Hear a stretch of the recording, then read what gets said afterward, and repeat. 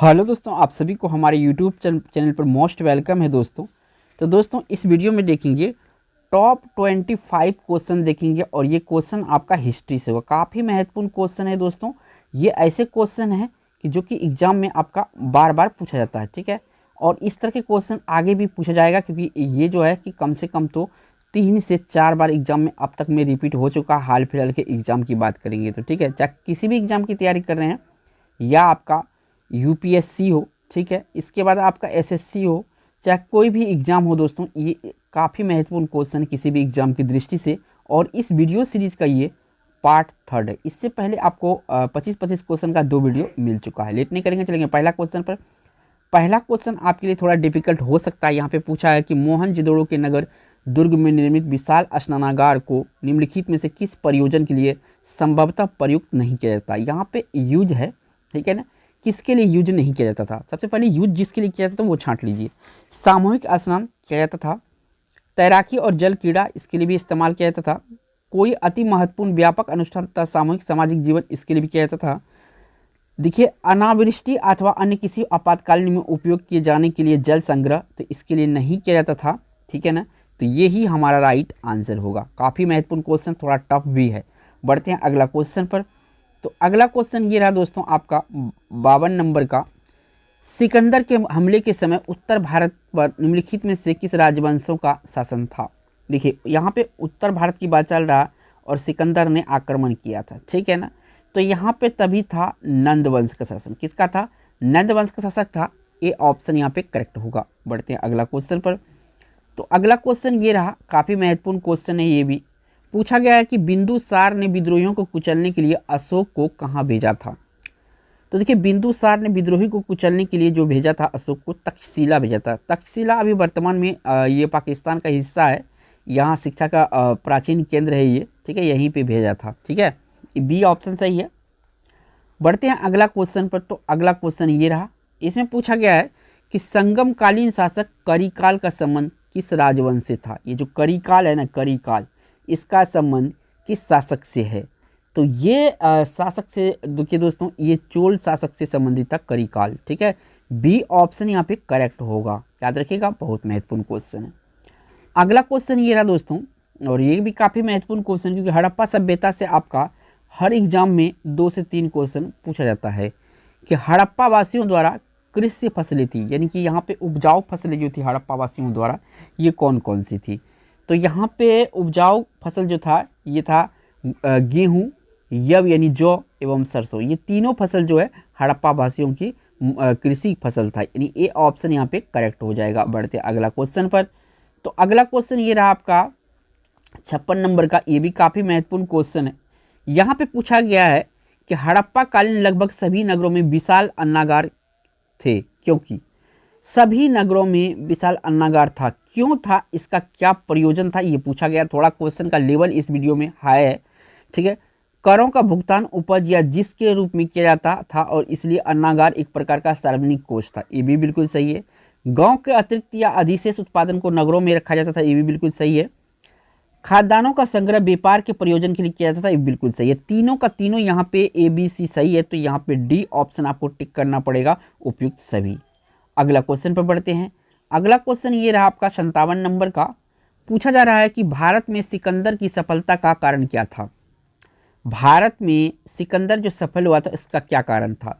तो देखिए, उसका जो कारण था, भारत में केंद्र शक्ति नहीं था, यानी कि एक एकता नहीं था। यहाँ पे कोई केंद्रीय एक शासक नहीं था यहाँ पे, ठीक है, जिसका पूरा एकता हो, इसी कारण से यहाँ पे सफल रहा था। बी ऑप्शन सही है। अभी तक आप इस चैनल पे नए हैं तो चैनल को सब्सक्राइब करके बेल आइकन प्रेस के लिए आने वाले वीडियो का नोटिफिकेशन के लिए। बढ़ते हैं अगला क्वेश्चन पर। तो अगला क्वेश्चन ये रहा आपका 58 नंबर का। इसमें पूछा गया है कि निम्न में से कौन सा मौर्य वंश के पतन का कारण नहीं था। तो पहले जो कारण था वो चुन लेते हैं। तो देखिए, उत्तर भारत के विदेशी आक्रमण होने लगे थे, ये देखिए दोस्तों, ये कारण नहीं था, ठीक है ना। तो हमारा तो आंसर यहीं पे आ गया, ठीक है। बढ़ते हैं अगला क्वेश्चन पर। तो अगला क्वेश्चन ये रहा आपका 59 नंबर का। इसमें पूछा जा रहा है आपसे कि संगम के संबंध में निम्न में से कौन सा कथन सत्य है। ये संगम के संबंध में, संगम काल के, तो कौन सा कथन सत्य है, इसमें पूछा गया है।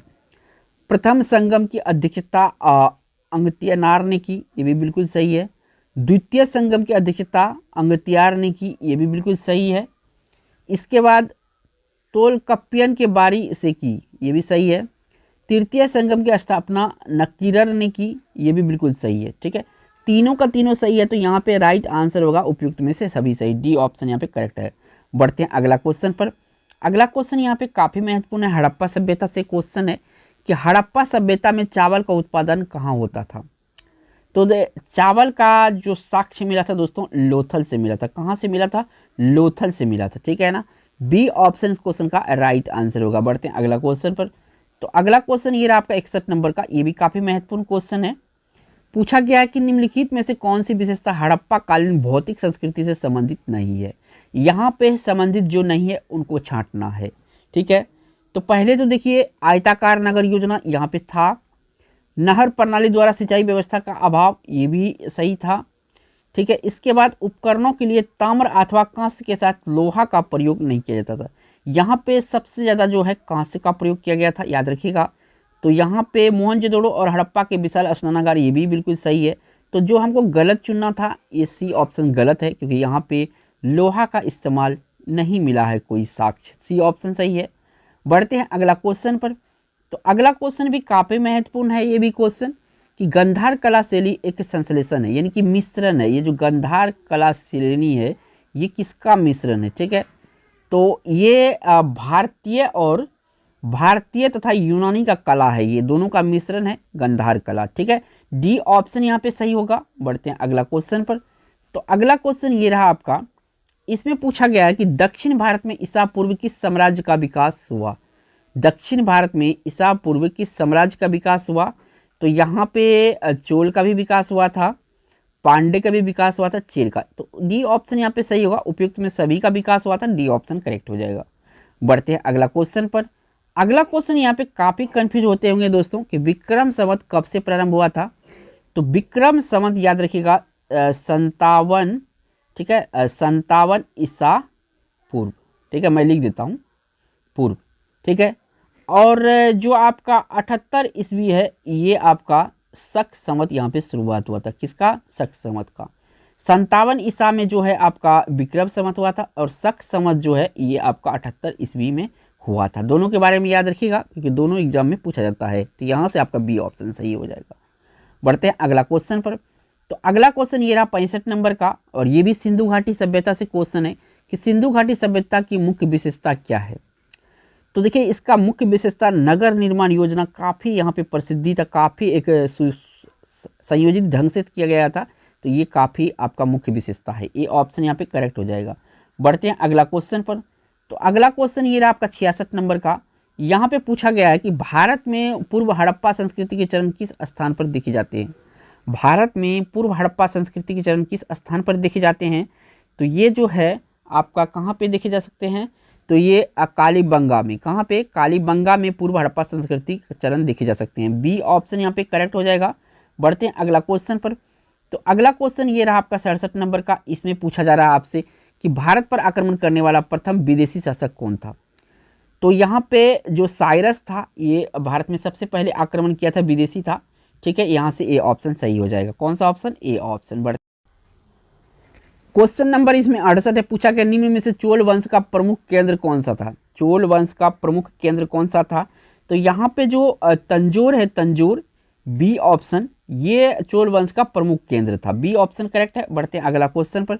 तो अगला क्वेश्चन ये रहा आपका, ये क्वेश्चन नंबर आपका 69 है कि भारत में प्रथम स्वर्ण मुद्राएं किसने चलाई थी। सबसे पहले स्वर्ण मुद्रा किसने चलाई थी। तो ये चलाया था यूनानी ने। ठीक है, किसने? यूनानी ने। बी ऑप्शन यहाँ पे करेक्ट है। बढ़ते हैं अगला क्वेश्चन पर। तो अगला क्वेश्चन ये रहा आपका 70 नंबर का। ये भी काफ़ी महत्वपूर्ण क्वेश्चन है कि हड़प्पा सभ्यता का मानव इतिहास में कौन सा काल है। तो ये नवपाषाण काल माना जाता है मानव इतिहास में। कौन सा? नवपाषाण काल है। VVI क्वेश्चन है, एग्जाम में बार बार ये क्वेश्चन पूछा जा रहा है। बढ़ते हैं अगला क्वेश्चन पर।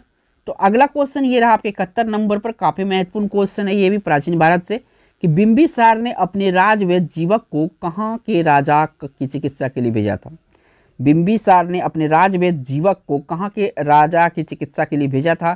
तो ये राजा जो था, ये अवंती के राजा था, इसी के चिकित्सा के रूप में इसको भेजा था। किसको भेजा था? जीवक को। किसने भेजा था? बिंबिसार ने। बढ़ते हैं अगला क्वेश्चन पर। तो अगला क्वेश्चन यहाँ पे पूछा गया है 72 नंबर का कि पांड्य वंश का प्रमुख केंद्र कौन सा था। पांड्य वंश का प्रमुख केंद्र कौन था? तो मदुरई यहाँ पे राइट आंसर होगा आपका। मदुरई इसका प्रमुख केंद्र था। किसका? पांड्य का। याद रखिएगा, सबका अलग अलग है। बढ़ते हैं आपका 73 नंबर क्वेश्चन पर। तो ये रहा आपका 73 नंबर क्वेश्चन। यहाँ पे पूछा जा रहा है कि सिंधु सभ्यता के निवासी सोना चांदी कहाँ से मंगाते थे। सिंधु सभ्यता के निवासी सोना चांदी कहाँ से मंगाते थे? तो ये अफगानिस्तान से मंगाते थे। कहाँ से? अफगानिस्तान से मंगाते थे।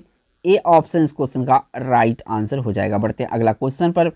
तो अगला क्वेश्चन ये रहा आपका 74 नंबर का, और ये कनिष्क के बारे में है। काफ़ी महत्वपूर्ण शासक था ये कनिष्क। कनिष्क के संबंध में निम्न में से कौन सा कथन सत्य है? यहाँ पे सत्य पूछा गया है ना। तो कनिष्क जो है दोस्तों, कनिष्क की राजधानी पुरुषपुर पेशावर थी, जो कि अभी वर्तमान में ये पाकिस्तान का भाग है। बिल्कुल सही है। वह बौद्ध धर्म का अनुयायी था, ये भी बिल्कुल सही है। उसने बौद्ध धर्म का प्रचार मध्य एशिया तथा सुदूर पूर्व कराया था, ये भी बिल्कुल सही है। गंधार कला का विकास इसी काल में हुआ था। किसके काल में? कनिष्क के शासन काल में। ठीक है, उपरोक्त सभी सही है। डी ऑप्शन यहाँ पे करेक्ट है। बढ़ते हैं अगला क्वेश्चन पर। काफी महत्वपूर्ण क्वेश्चन था ये। अगला क्वेश्चन ये रहा दोस्तों, अब पूछा जा रहा है इसमें, और इस वीडियो का लास्ट क्वेश्चन भी है कि सिंधु सभ्यता के लोग किस देवता का पूजा करते थे। सिंधु सभ्यता के लोग किस देवता की पूजा करते थे? तो सिंधु सभ्यता के लोग जो है यहाँ पे किसके किसके पूजा करते थे ये बताना है आपको।